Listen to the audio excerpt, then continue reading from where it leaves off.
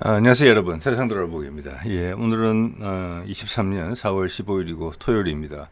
자, 오늘은 국방논평 꼭지를 하나 골랐고요. 북한이 그저께 발사한 고체 로켓 대륙간 탄도미사일 화성 18호 여기에 대한 이야기를 좀 해보려고 하는데, 이게 아주 중요한 시점에 이런 실험을 했고 한 달도 전에 화성 17호를 또 했었죠. 그래서 이게 이제 이달 말로 예정돼 있는 한미 정상회담 그 사전에 앞서서 북한에 지금 어떤 의견을 내는 것이라고 볼 수 있겠죠. 그래서 여러 가지로 한반도뿐만 아니라 동북아 정세, 우크라이나 전 뭐 포함해서 거기다가 미국의 기밀 문서 유출 등등, 자, 그런 이제 복잡한 상황의 정점에서 지금 한미 회담이 이제 있게 되는 거고, 거기에서 북한이 이제 그들의 의견을 냈다 이렇게 봐지는데, 자, 여기는 이 사안은 이제 화성 18호 기술적 부분도 있고 정치적 부분도 있는 것 같아요. 그래서 이번 동영상에는 기술적 부분을 좀 이야기해보고 또 다음 동영상에서는 정치적 부분에 갈라서 좀 이야기를 해봐야 될 것 같아요. 자, 이렇게 4월 13일 그제 북한이 고체 연료 ICBM 화성포 18형 첫 시험 발사 이렇게 돼 있죠. 그래서 고체 연료 ICBM 이 단어가 다 중요하죠.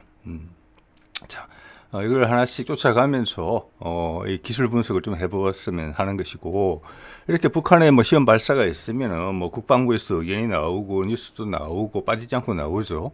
그 전문가들이 간단한 의견을 달고. 그런데 그들 전문가가 제공하는 정보가 되게 단순하고 신빙성이 낮아요.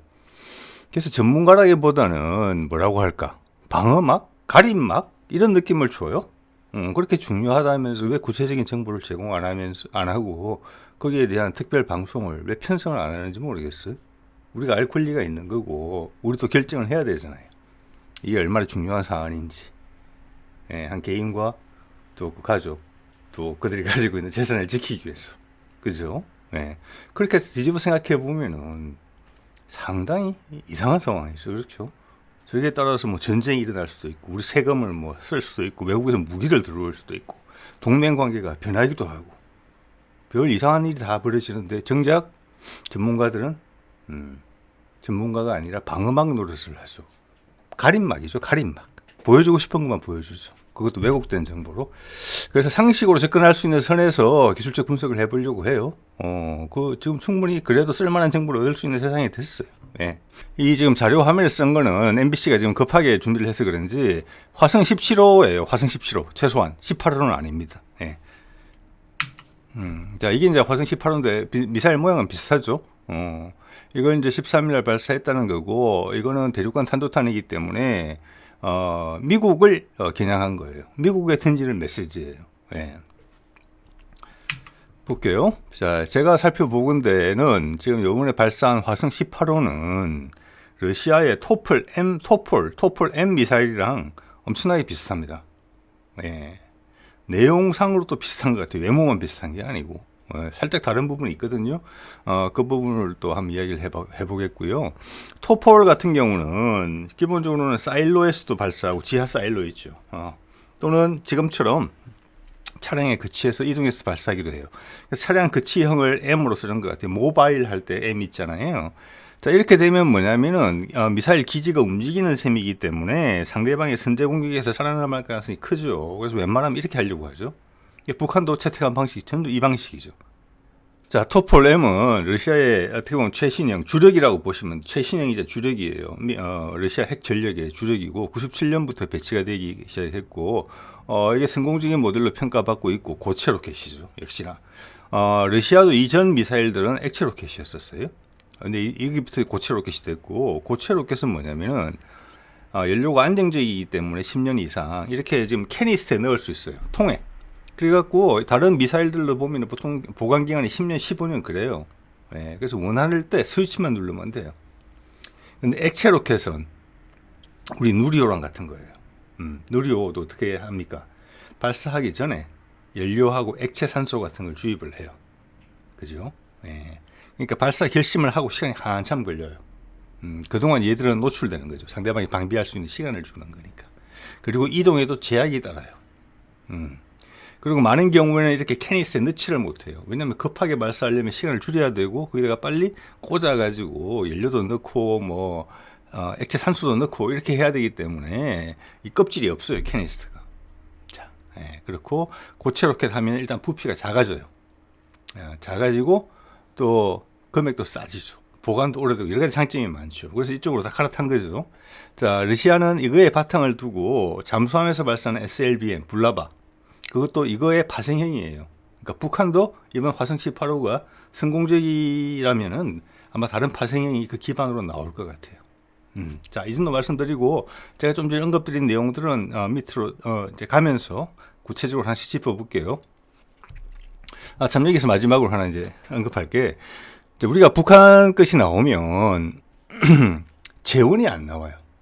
그래서 유추를 하는데 그 유추도 국내 전문가들이 몇 마디 하다가 또 좀 부족하면은 그들이 골라온 외국 전문가 이야기로 하고 결론을 내버리면서 어떻다라고 하거든요. 그거 저 별로 마음에 안 들어 하잖아요. 자, 그래서 인터넷을 찾아보면은 그런 방식을 우리 개인의 힘으로도 벗어날 수 있는 정보들이 충분히 많이 있어요. 자, 이거 볼게요. 러시아 토플 M 화성 18호랑 정말 비슷하게 생겼어요. 차량부터 미사일까지. 여기 자세히 보면은 8축 차량이에요. 8축 차량. 자, 이런 것들이 거의 표준화되어 있다고 볼 때, 특히 이제 동국군에서도 그렇겠죠. 저 축의 숫자가 의미하는 바는 뭐냐면 축이 넓어질수록 많아질수록 뭡니까? 미사일의 길이가 길다는 것을 의미하고 또 중량이 더 무겁다는 걸 의미하기도 하겠죠. 그래서 일단 러시아의 최신의 미사일, 주력이라고 할게요. 주력 핵무력, 주력 핵무장, 토폴 M의 M은 8축의 실려단입니다. 일단 8축 기억해 두면 될 것 같습니다. 여기서는. 자, 이거는 이제 옆에서 본 모습이고, 이게 8축이죠. 축이 하나, 여기서 바퀴 숫자를 세면 되죠. 8개죠. 여기 보면 이 정도 크기는 뭐냐, 길이가 22m, 22m예요. 무게가 47톤. 그죠? 임무 중량이 1.2톤이에요. 저 앞에 끝부분, 이 대부분은 사실은 연료잖아요. 뭐 3단까지 다 연료죠. 제일 꼭대기, 저기다가 이제 핵폭탄이 들어가느냐, 인공위성이 들어가느냐에 따라서 이제 목적이 달라지는 거죠. 자, 1.2톤까지 무장을 실을 수 있는 것이죠. 자, 현재는 기본적으로 1개짜리 탄두가 들어가 있는 것 같은데, 미국이 협정하고 상관이 있는 것 같습니다. 800킬로톤이 들어가요. 한 개로 내면. 자, 800킬로톤이면 감이 안 오시죠. 이렇게 설명드려 볼게요. 킬로톤인데, 저 톤은 톤이에요. 1톤, 2톤 하는 무게. 톤은 이게 TNT, 폭약의 가장 기본적인 TNT의 1톤. 킬로톤이면 1000톤이에요. 킬로톤이. 그죠? 네. 이거는 TNT로 따지면은 80만 톤짜리 폭탄이라는 뜻이에요. TNT 80만 톤하고 위력이 같다는 거예요. 감이잖아요. 엄청나잖아요. 그죠? 자, 2차 세계대전 때 나가사키에 떨어졌던 미국의 핵폭탄 리틀 보이인가 이름이 그래요. 그거의 위력이 21킬로톤이었어요. 예. 그거에 한 40배 정도 되는 거라고 보시면 돼요. 그때 수만 명이 죽었죠. 근데 느낌이 오실 겁니다. 그거보다 40배 정도 더 큰 피해를 초래할 수 있어요. 그때도 다운타운 한가운데 떨어뜨렸잖아요.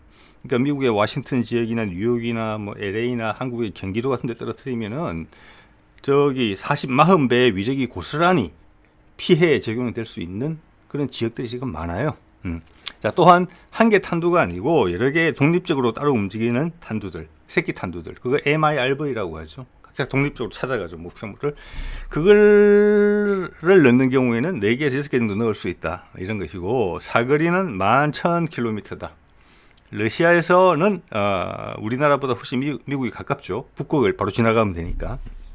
그래서 11,000km 정도의 사거리를 가지고도 미국 전역을 타격할 수 있다. 자, 이 정도 스펙을 가지고 있어요. 토폴 M은.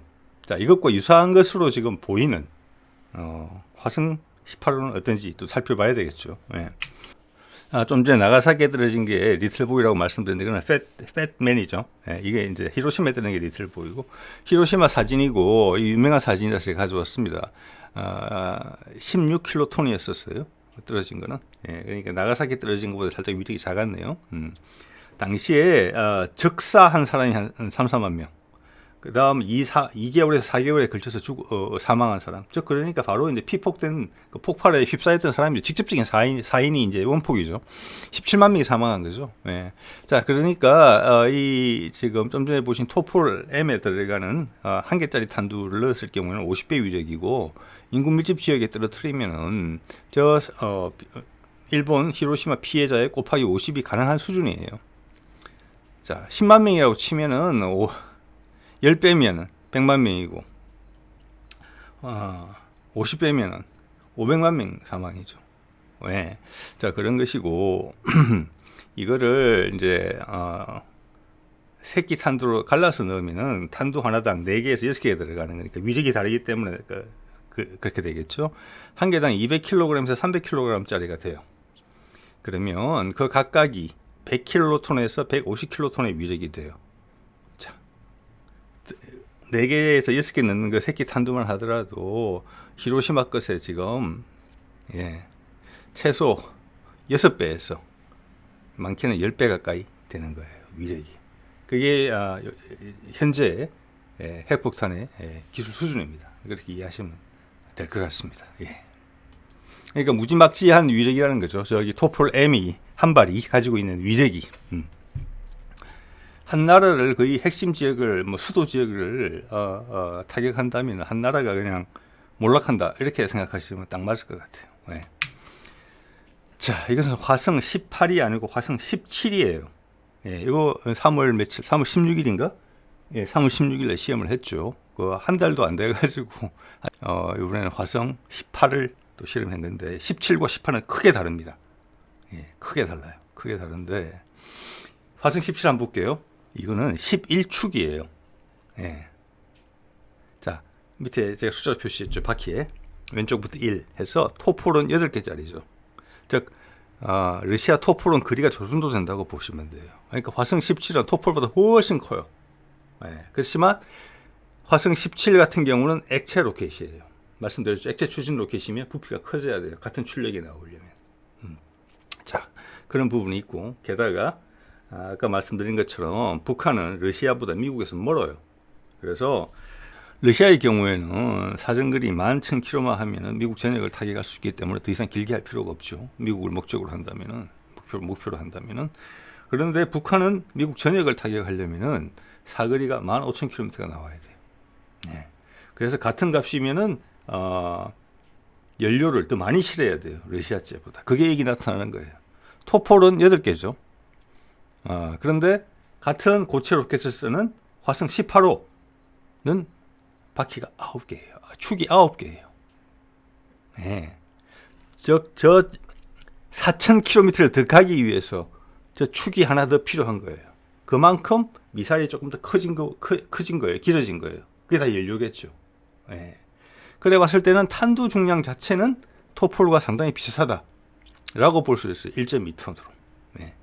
단지 이제 화성 17호 같은 경우는 액체 로켓이기 때문에 액체 로켓의 비효율성. 이것도 화성 17도 사거리가 15,000km예요. 액체 로켓의 비효율성은 일단 사거리, 출력이라는 면에서도 만 보더라도 축으로 치면 2축 정도 손해가 나는 거예요. 저 고체 로켓의 상대적 우위는 저 정도다. 한 10분의 2, 한 10에서 20% 정도 가까이 출력이 더 나온다. 같은 크기에. 예, 이렇게 생각할 수 있을 것 같아요. 자, 좀 전에 말씀드린 내용이에요. 이게 이제 구글 얼스인데, 러시아는 북극해를 가로지르면 바로 미국이에요. 미국의 북쪽에서 바로 칠 수 있어요. 직선거리예요. 예, 그래서 사거리가 11,000km면 미국 전역을 타격할 수 있어요. 그림에서 보다시피 북한은 훨씬 밑으로 쳐져 있어요. 그래서 북한 미사일이 미국 전역을 타격하려면 15,000km가 돼야 되는 거예요. 그래서 11,000과 15,000의 숫자가 여기서 나온 것이고, 저 15,000을 달성하기 위해서 기술적인 요구 조건은 북한 미사일이 더 높아요. 어떻게 보면 러시아보다. 그래서 좀 전에 말씀드린 대로 북한 미사일 화성 18호 같은 경우는 축이 한 개 더 있다. 그 한 개의 축으로 4,000km를 확보하는 것이다. 이렇게 이해하시면 이해가 됩니다. 네. 자, 이제 화성 18호, 17호 이런 건데, 아까 말씀드렸지만 화성 18호는 고체 로켓이고 화성 17호는 액체 추진 로켓이에요. 사거리 같죠. 탄도 중량도 같을 거라고 봐요. 예. 자, 그런데 아까 말씀드린 대로 이거는 구축이에요. 왜? 고체 로켓이기 때문에 구축이 됐다. 자, 고체 로켓을 하면 초도에도 서두에도 말씀을 드렸지만 크기가 작아지는 것 외에도 가격이 싸지는 것 외에도 가장 이제 핵심적인 부분은 준비 기간이 짧다는 거죠. 발사하는데 꺼내서 바로 발사만 누르면 된다. 그래서 상대방한테 감지될 가능성이 훨씬 낮아진다. 이게 무엇보다 큰 이점이죠. 덤으로 크기 작아져, 보관 기간 오래되죠. 그죠? 값 싸죠. 즉 여러 발 만들 수 있다는 것이죠. 그래서 북한 전역에 흩어놓으면 쉽지 않다는 거죠, 이거. 예. 자, 그리고 이게 이제 아까 MBC 화면에 나왔던 그건데, 이거 화성 17호 사진이라고 추정이 돼요. 예, 이거 말씀드린 대로 액체 연료고, 이거는 발사 전에 주입을 해줘야 돼요. 왜냐하면 그 안에 오랫동안 넣어놓을 수가 없어요. 예를 들어서 액체 연료, 액체 산소라고 생각해 보세요. 그게 있으면 계속 온도가 올라가잖아요. 그럼 팽창할 거 아니에요. 자, 그런 부분이 있습니다. 그 산소만 하더라도, 액체 산소만 하더라도. 그래서 바로 발사 전에 주입해야 되고, 주입하는 시간을 아무리 줄인다 하더라도, 뭐, 버튼만 누르면 되는 고체 로켓에 비할 바는 아니겠죠. 그러면 일단 배치에도 한계가 있어요. 아무리 트럭에 실어서 이동을 하지만 액체 연료면은 그 근처에 긴급 상황 때 그 연료와 액체 산소를 넣을 수 있는 설비가 있는 곳에 돼야 돼요. 아니면 같이 움직이든지. 같이 움직이면 좀 어렵겠죠. 액체 산소 같은 게 항상 뭐 움직이면서 생산할 수 있는 부분이 아니니까. 자, 그런 면에서 운용이라는 면에서는 천지차이예요, 이게. 그리고 아까도 말씀드렸지만 상대방한테 노출되는 시간이 엄청나게 단축돼서 대응 시간이 줄어요. 예. 자, 이건 화성 17호인데 이렇게 액체 연료하고 액체 연료이기 때문에 주입을 해야 되니까 이거는 캐니스에서 발사를 못해요. 그죠? 항상 이렇게 몸통이 노출된 상태로 데리고 갖고 다니죠. 일단 수명이 짧다는 그런 부분도 있어요. 예. 그래서 화성 17호 한 개 만들 돈이면은 화성 18호는 아마 여러 개 만들 수 있을 것 같아요. 그리고 훨씬 더 오래 유지할 수 있고, 뭐 타격력은 말할 것도 없고. 그러니까 화성 17호와 화성 18호는 그냥 천지 차이다. 종합적인 파괴력에서 우정 유지까지 포함하면 더더욱 그렇다. 이렇게 볼 수 있을 것 같고, 화성 17호는 끝에 노즐 부분을 보면 우리 누리호랑 비슷해요. 제가 봐서는 3개 아니면 4개, 최소한 4개 정도의 로켓을 연결시킨 거예요. 로켓 엔진을. 우리 누리호가 딱 요로 되어 있죠.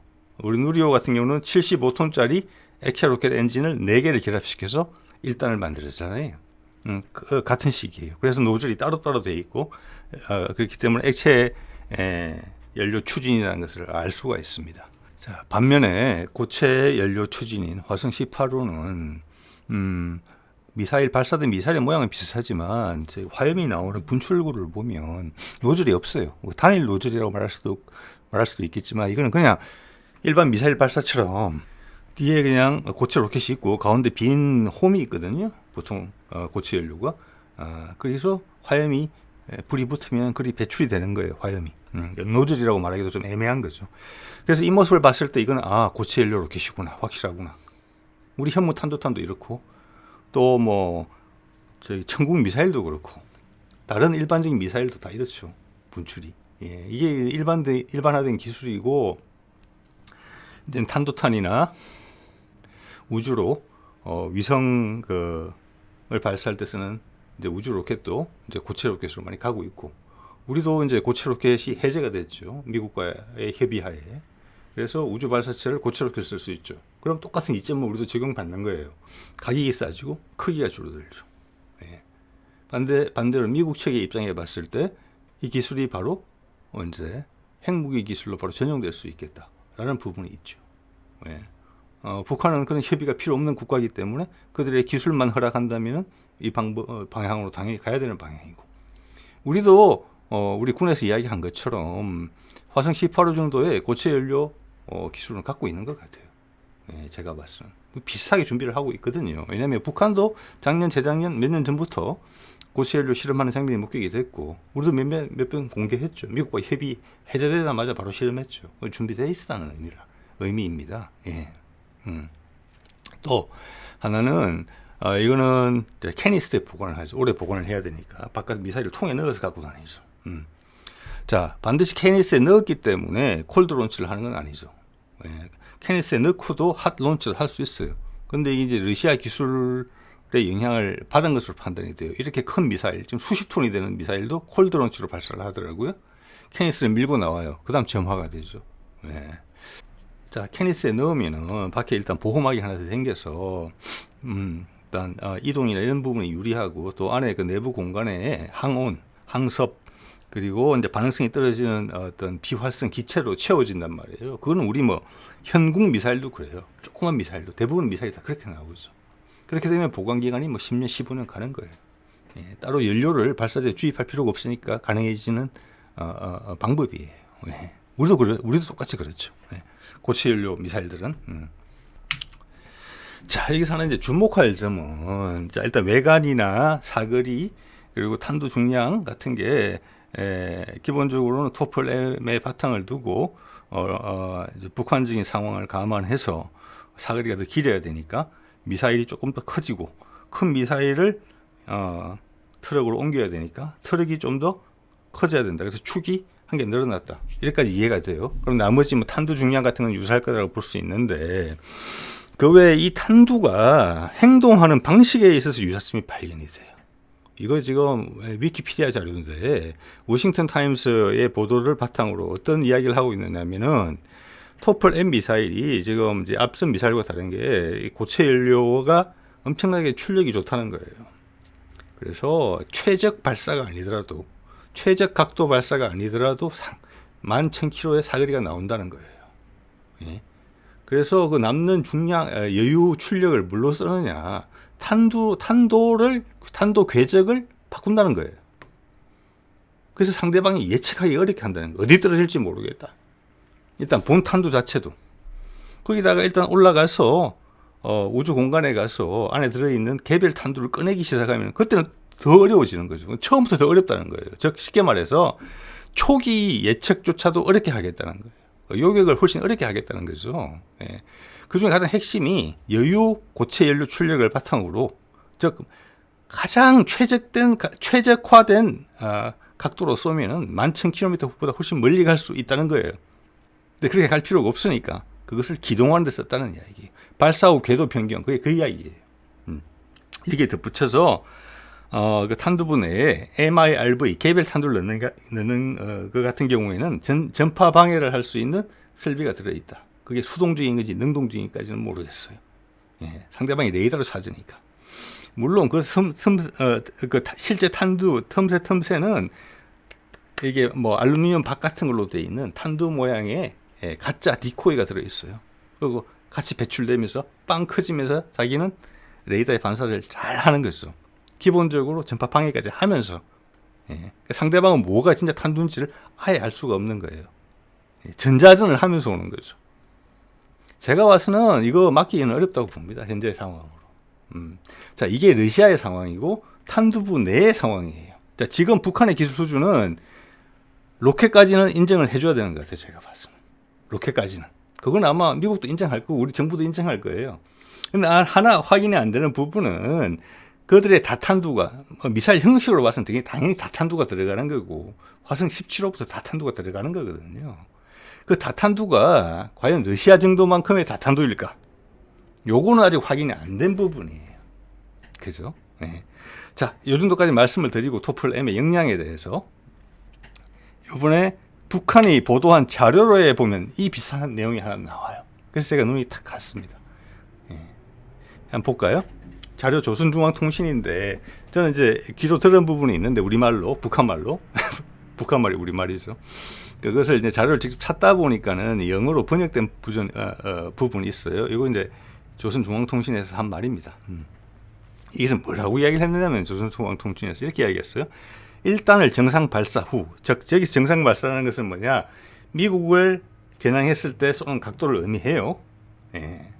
했는데 2단, 3단에서는 어떻게 했느냐, 각도를 다시 세웠다. 예. 그래서 그 이때 분리된 로켓탄들이 주변국이나 또 북한 땅에 떨어지지 않게 했다. 이렇게 이야기를 했어요. 그러면서 안전을 위해서 이렇게 했다고 이야기를 했거든요. 저는 북한이 이것을 표현하는 방식이 보통 같은 경우는 뭐냐면은 본인이 좀 부족하다. 근데 상대방한테 겁은 줘야 되겠다. 이럴 때는 사실이더라도 있는 요만큼의 의미를 이만큼 확대하거나 아니면 심지어는 거짓말로 해서 과대 포장을 하기도 해요. 근데 저는 이런 표현을 처음 봤어요. 안전을 위해서 했다. 안전을 위해서 이렇게 작동을 시켰다라고 아주 한번 돌려서 얘기를 했어요. 근데 내용을 보면은 초기 탄의 각도가 MIRB 개별 탄두를 분리하기 전에 우주 공간으로 가기 전에 각도를 바꿀 수 있다는 이야기를 한 거예요. 지금 이게 좀 전에 말씀드린 러시아 토폴 M의 그거 같아요. 토폴 M은 왜 이 기술을 채용했느냐? 초기부터라도 상대방한테 예측을 못하게 해주려고 그렇게 한 거란 말이에요. 그 이야기를 했는데 북한도 즉 화성 18호도 그런 기능을 갖고 있다. 근데 말을 하는 자세가 공격용 목적이고 저게 요격을 회피한다 이런 표현을 한 게 아니라 안전을 위해서라고 어떻게 해석을 하자면 상당히 자신감 있게 그렇지만 이것을 이해하고 듣는 미국의 입장에서는 약간 오싹할 수 있는 그게 토폴엠 수준 모양이다. 오히려 더 극적인 효과가 커질 수 있는 그런 방식을 선택하는 여유가 있어요. 지금 여기에. 그것을 부인하기는 어려워요. 그런 가능성을. 네. 자, 그래서 화성 18호를 해보면은 고체 연료고 신속 발사하고 좀 전에 말씀드렸지만 기동까지 한다. 자, 그러면 개별 탄두의 성능을 차치하고 나머지는 토플엠과 상당히 유사하다. 모양만 유사한 게 아니다. 단지 더 먼 사거리를 위해서 살짝 더 커진 거다. 이렇게 설명이 돼요, 지금. 그래서 탐지, 요격 가능성이 많이 줄었다. 이 큰 일이죠, 지금. 네, 기존 것도 쉽지 않았는데. 그리고 러시아와 미국 같은 경우는 서로 탄도탄 협정을 맺어서 상황에 따라서 조율을 해가면서 하죠. 근데 이제 북한은 그런 여지가 없는 나라예요. 예, 하고 싶은 만큼 할 수 있어요. 예, 그게 이제 무서운 점이죠. 자, 이렇게 따져서 보면은 지금 고체 연료 기술이 러시아의 토플 M과 거의 같은 급이다. 이렇게 짐작이 돼요. 하는 걸로 봐서는. 그러면 이 북한이 최근에 주장을 해온 극초음속 미사일, 그 다음 대공 미사일, 뭐 러시아의 S-300급, S-400급 이런 부분에 대해서 사거리, 기타 등등 최소한 로켓 기술이라는 부분에 있어서는 사거리라면 사정거리라면 이런 면에서는 거짓이 아니다. 그걸 그대로 액면 그대로 접수해 주는 게 맞다. 그리고 거기에 맞춰서 우리가 대응할 수 있는 능력을 키우는 게 맞다. 네, 이런 생각을 하게 돼요. 자, 그리고 이건 뭐 최근에 이제 연합뉴스에서 공개된 사진인데, 이게 전술 핵탄두, 오른쪽 이쪽 부분에 게 전술 핵탄두라는 설명이에요. 자, 저 정도 크기면은 이게 다탄두, 아까 개별 탄두, 화성 17, 18에 들어갈 수 있는 조금 변형을 가하면 그럴 수 있을 것으로 봐지고, 그 외에 그들이 가지고 있는 전술 탄두탄 있죠. 사거리 뭐 200km짜리, 300km짜리, 500km짜리 뭐, 그 다음 중거리 탄도탄, 뭐 1500, 2000짜리, 3000짜리, 여기도 다 들어갈 수 있는 크기고, 또 순항 미사일도 들어갈 수 있는 크기예요. 예. 그래서 지금 이제 우리 언론 보도 중에, 특히 정부 보도 중에, 이런 말 가끔 써요. 핵실험 재개 조짐. 그러면서 뭐 동창리에 뭐가 새로운 건물이 들어섰고, 뭐 이런 걸 말 많이 하는데, 대표적인 여론 왜곡 조치 중에 하나로 생각을 합니다. 예. 제가 보기에는 북한은 이제 여기 지하 핵실험을 통해서 핵폭탄 개발을 할 수 있는 역량은 훨씬 이미 확보한 지가 오래됐어요. 그러니까 문제는 대량 생산이냐, 뭐 탄두 크기를 줄이느냐 그런 부분인데 탄두 크기 줄이는 것도 좀 어렵지 않다고 봐요. 이게 지금 1940년대 거의 한 100년 전에 이미 시작된 기술이에요. 시간이 거의 100년 지났잖아요. 40년대 만들어졌으니까. 아마 80년 됐네요, 정확하게는. 83년. 이거는 정치 외교적인 압박으로 인해서 제작을 못할 뿐이지 이 기술 자체는 웬만한 나라는 다 만든다. 이 정도 소형화 시켜서 충분히 그렇게 말씀드릴 수 있어요. 그럼 왜 핵실험 재개 조짐이 있으니까 세상 긴장이 조성이 되고 거기에서 우리가 대응책을 강구해야 되고 북을 미리 타격해야 될 것 같다. 이런 분위기를 키우는 것은 여론 몰이용이에요. 여론의 지형을 만드는 거예요. 여기서 이런 걸 터뜨리면 여론이 이렇게 형성될 것이며 그 에너지를 나는 이런 용도로 활용하면 되겠다. 정치적인 목적으로. 많은 경우에 불온하는 목적을 가지고 있는 경우가 많죠. 예. 그래서 핵실험 재개 조짐 저거는 정말로 시대에 뒤떨어진 생각이다. 이 사진을 보면서 그런 얘기를 하는 거죠. 외국 전문가들 말, 모든 정보를 통제하고 자기들이 취사 선택한 정보만을 보여주면서 우리한테는 이렇게 하고, 우리가 북한을 공격하더라도 그 당위성이 여기에 있다. 왜? 핵실험을 하려고 하니까. 핵탄두는 이미 많은데. 자, 우리 더 이상 속지 맙시다, 여러분, 이런 거에. 예. 자, 그 기술 이야기를 하니까, 그럼 핵 기술이 도대체 뭐냐? 예. 이거 한번 보실까요? 이게 대한뉴스 162호, 58년 4월 29일자예요. 그때 미군이 남한에다가 원자탄을 쏠 수 있는 대포를 설치했어요.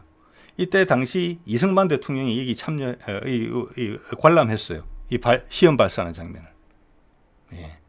이게 주한미군 원자포 M65라는 거예요. 280mm 구경을 갖고 있어요. 저기 오른쪽 밑에 보이는 게 이게 포탄이에요. 이게 390kg짜리죠. 크레인으로 들고 있죠. 이게 W9 핵포탄이에요. 이게 위력이 어느 정도냐? 15킬로톤이었었어요. 아까 히로시마에 떨어진 게 얼마였습니까? 리틀보이. 위력이 16킬로톤이에요. 히로시마에 떨어뜨렸던 그 리틀보이랑 비교하면 크기가 얼마나 줄어들었습니까? 그때는 B-29로 실어 날랐잖아요. 여러분 사진 보시면 엄청나게 크잖아요. 그게 단지 한 10년 만에 이렇게 크기로 줄은 거예요. 위력이 같으면서. 이게 1950년대 기술이에요. 이게.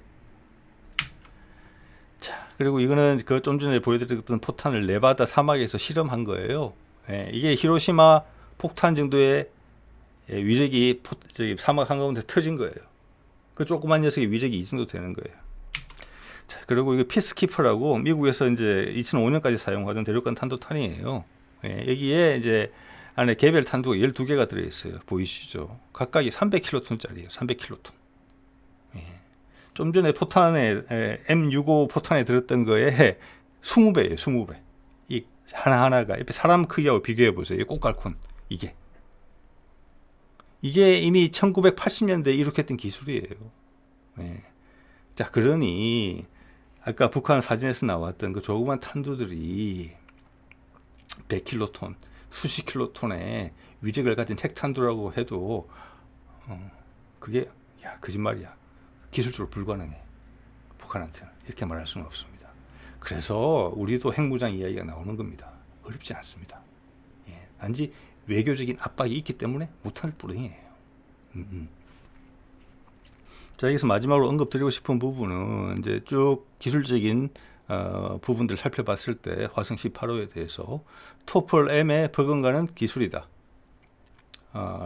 최소한 발사체라는 부분이 있었습니다. 하나 우리 확인하지 못한 부분은 탄두의 개별 탄두의 역량이다. 그게 러시아만큼 될 수 있을까? 그것은 확인된 바가 없어서 모르겠다. 그런데 사실 필요가 없다. 그게 왜냐?